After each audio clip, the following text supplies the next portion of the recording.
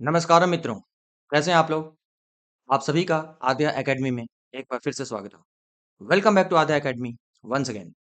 सो आज हम स्टार्ट कर रहे हैं एक्सरसाइज 9.1 का क्वेश्चन नंबर 13 के साथ। क्योंकि पिछले वीडियो में हमने एक्सरसाइज 9.1 का क्वेश्चन नंबर 12 तक कंप्लीट कर लिया था। आई होप आप लोग पुराने वीडियोस देख रहे हैं, तो बिल्कुल अच्छी बात है। और अगर नहीं देख रहे हैं, then kindly watch the previous videos. Okay, so let's see question number 13 क्या बोलता है। As observed from the top of a 75 meters high lighthouse from the sea level, angles of depression of two ships are 30 degrees and 45 degrees. If one ship is exactly behind the other on the same side of the lighthouse, then find the distance between the two ships. So as usual, हम इसके related एक सुंदर सा figure draw करते हैं, ठीक है? क्योंकि अगर आपने फिगर प्रॉपर ड्रॉ कर लिया, तो आपका आधा टेंशन उसमें ही खत्म हो जाता है। Okay, so let's start. As observed from the top of a 75 meters high lighthouse from the sea level। तो सबसे पहले मुझे क्या है, लेट्स से कि ये एक सी लेवल है। ये मान लीजिए एक सी लेवल है, ठीक है?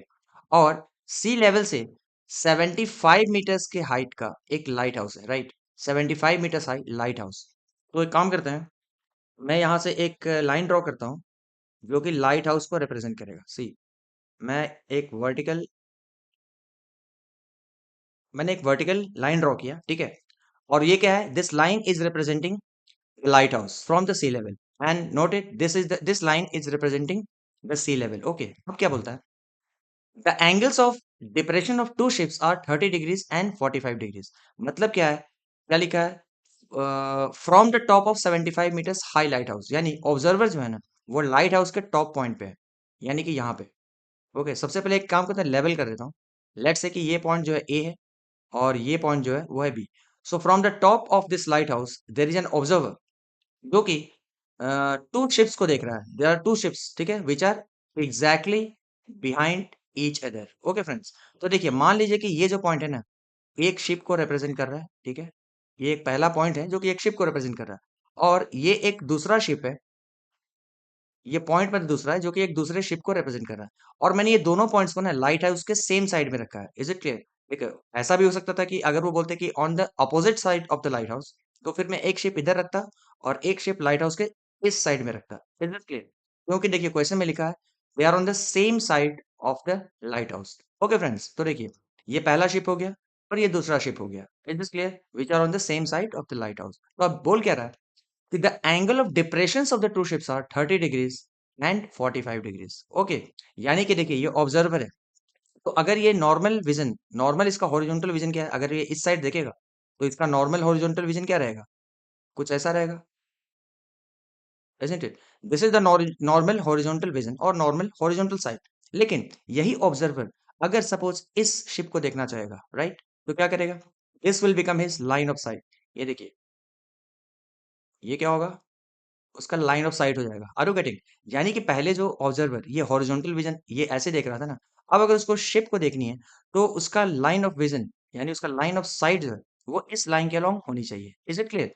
तो ये हॉरिजॉन्टल लाइन जो है, इसके रेस्पेक्ट में ये जो लाइन ऑफ साइट है फिलहाल इस शिप को देखने के लिए, कितना नीचे आया, कितना बिलो आया, सो इतने एंगल से नीचे आया। And this is what is known as angle of depression. तो ये वाले शिप को अगर देखता है तो एंगल ऑफ डिप्रेशन कितना दिया है, 30 डिग्री।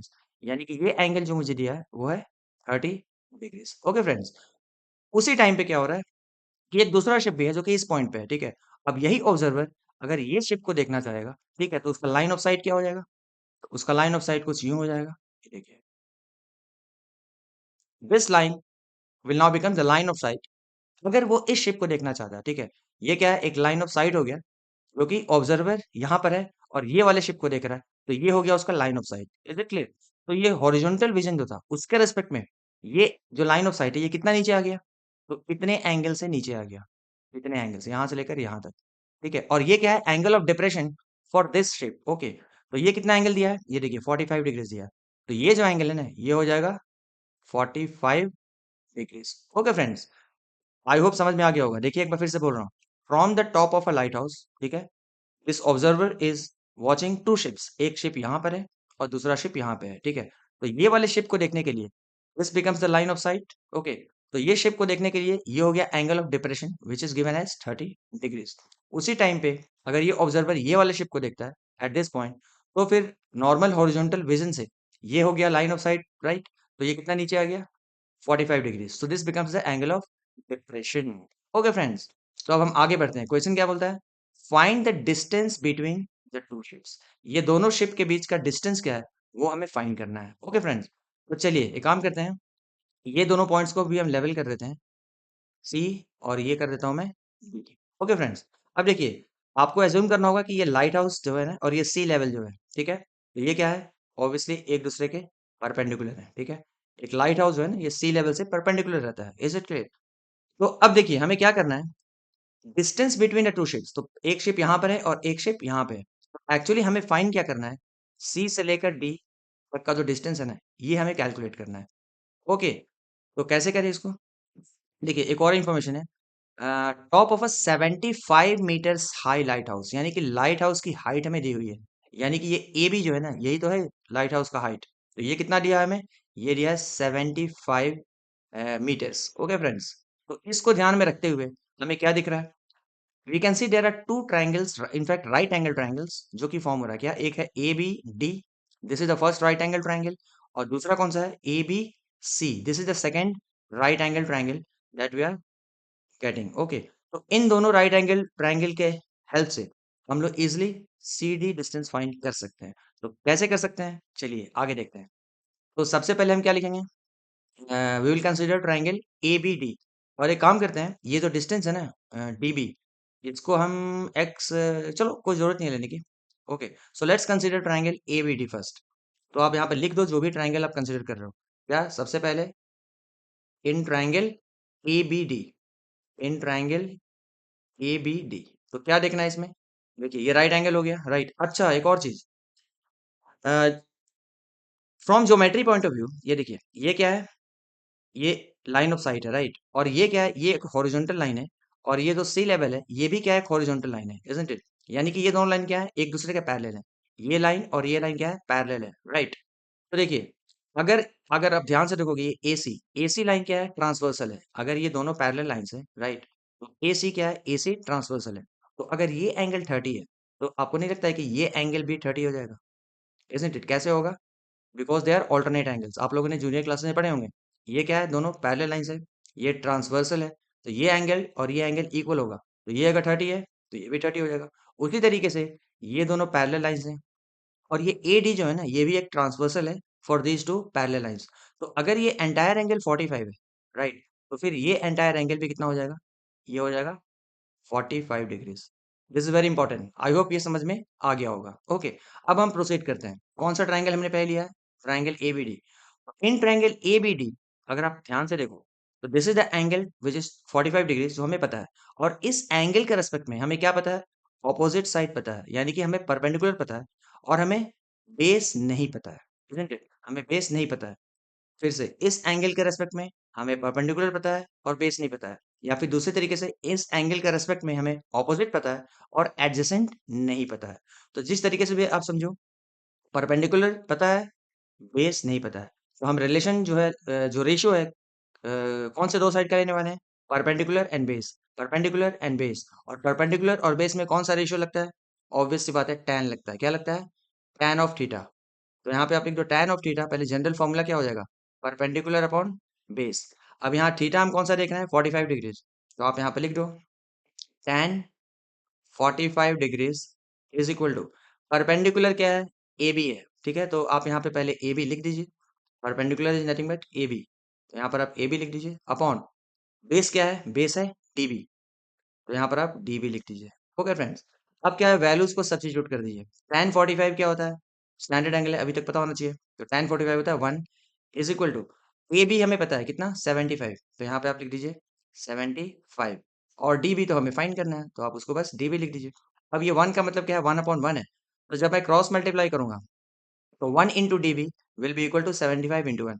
तो 1 इंटू डी बी क्या होता है, तो 1 इंटू डी बी होता है, and this is equal to 75 into 1, which is how much, 75 metres. Okay friends, तो देखिए बहुत आसान तरीके से हमें डीबी मिल गया। डीबी कितना मिला, 75।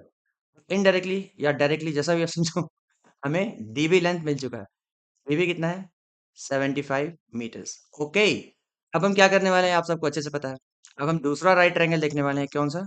ए बी सी। कौन सा? A B C. तो let's see now in triangle ABC, in triangle ABC क्या देख रहे हैं हम? एबीसी में देखिए, ये एंगल हमें पता है क्या? 30 डिग्रीज। और इस एंगल के रेस्पेक्ट में हमें वापस से क्या है, देखिए परपेंडिकुलर पता है, और ये बेस यहाँ इस केस में बेस क्या हो जाएगा, पूरा सी से लेकर बी तक हो जाएगा। तो हमें सी से लेकर बी तक पूरा डिस्टेंस नहीं पता है, राइट? सिर्फ डी से बी तक पता है, पर पूरा सी से बी तक नहीं पता है, राइट? तो इस एंगल के रेस्पेक्ट में परपेंडिकुलर क्या है, ए बी, और बेस क्या है, पी सी और सी बी। या फिर ऑपोजिट पता है 75, और एडजेसेंट हमें ओवरऑल नहीं पता है, राइट? तो परपेंडिकुलर और बेस कौन सा रेशियो लेंगे? परपेंडिकुलर और बेस क्या लेंगे? tan theta. तो पहले आप जनरल फॉर्मूला लिख दो, क्या? tan ऑफ थीटा क्या होता है? परपेंडिकुलर अपॉन बेस होता है। इसको लिख दो आप पहले। अब थीटा क्या है यहाँ पे? 30 डिग्रीज है, तो आप लिख दीजिए क्या? tan 30 degrees is equal to perpendicular वापस क्या है? 75 है, ए बी। डायरेक्ट लिख दो 75 अपॉन, अब देखिए बेस क्या है? Base is C B, base is C B. तो या तो आप सी बी लिखो, या फिर हम एक काम कर सकते हैं, हम लिख सकते हैं D B plus C D. क्या? C D plus D B. तो यहाँ पर लिख दीजिए आप C D plus D B. Okay friends, अब देखिए tan 30 क्या होता है? What is tan 30? tan 30 is 1 upon root 3। Okay, and this is equal to how much? 75 upon C D हमें नहीं पता, ये तो हमें फाइंड करना है, डिस्टेंस बिटवीन टू शिप्स। तो आप इसको फिलहाल वैसे ही लिख दो, प्लस डी भी हमें पता चल चुका है 75 मीटर्स। पिछले ट्राइंगल के हेल्प से हमने क्या निकाला है? डी बी का लेंथ 75 निकाला है। तो in place of D B मैं लिख देता हूँ 75। ओके, अब हम थोड़ा सा इसको देखते हैं आगे कैसे सॉल्व किया जाए। ये देखिए, अब क्या करेंगे, हम इसको क्रॉस मल्टीप्लाई करेंगे। ये देखिए, we'll just cross multiply, क्या? this into this is equal to this into this, right? So this into this का मतलब क्या है? 1 into this entire thing, and 1 multiplied by anything is the same thing. तो 1 into cd plus 75 क्या हो जाएगा? It will be cd plus 75, right? And this is equal to 75 into root 3 क्या होता है? Obviously 75 root 3 होता है। Okay friends, इससे हमें सी डी क्या मिल जाएगा? What is C D? तो C D is equal to 75 root 3, और ये 75 को आप लेफ्ट लेफ्ट से राइट की तरफ करोगे तो माइनस हो जाएगा। तो क्या होगा? 75 root 3 minus 75। So easy, isn't it? इससे आसान सम तो शायद ही आपको मिलेगा। तो देखिए, तो सी डी क्या हो गया? अब देखिए, इसको आप क्या कर सकते हो, अगर आपको रूट 3 का वैल्यू पता है विच इज 1.732, तो 75 इंटू 1.732 जो भी आएगा आप मल्टीप्लाई करके उसको देख लो, और उसको माइनस 75 कर दो, राइट? और नहीं तो चुपचाप क्या करो, आप लिख दो C D is equal to, देखिए ये दो टर्म्स है हमारे पास, 75 रूट 3 माइनस 75, तो इन दोनों में क्या कॉमन है? 75। तो मैं 75 कॉमन ले लेता हूँ, और ये वाले टर्म में फिर क्या बचेगा? 75 बाहर आ गया, तो ऑब्वियस सी बात है रूट 3 बचेगा, एंड माइनस ये माइनस 75 है, पूरा 75 बाहर आ गया, तो क्या बचेगा? 1 बचेगा। तो ये हो गया हमारा final answer. Oh my God, so easy. और हाँ, इसका यूनिट डालना ना भूलें, 75 रूट 3 माइनस 1 ऑब्वियसली मीटर्स, क्योंकि आप यूनिट नहीं डालेंगे तो आपके मार्क्स डिडक्ट हो सकते हैं। तो लास्टली हम क्या कर सकते हैं, हमें सी डी मिल गया, तो C D is nothing but the distance between two ships, क्योंकि हमने शिप, पहला शिप ये लिया था और दूसरा शिप ये लिया था, तो इन दोनों के बीच का डिस्टेंस हमने लिया था सी डी, और सी डी हमें मिल गया 75 रूट 3 माइनस 1 मीटर। तो आप स्टेटमेंट दे सकते हो, distance between two ships, distance between two ships is how much?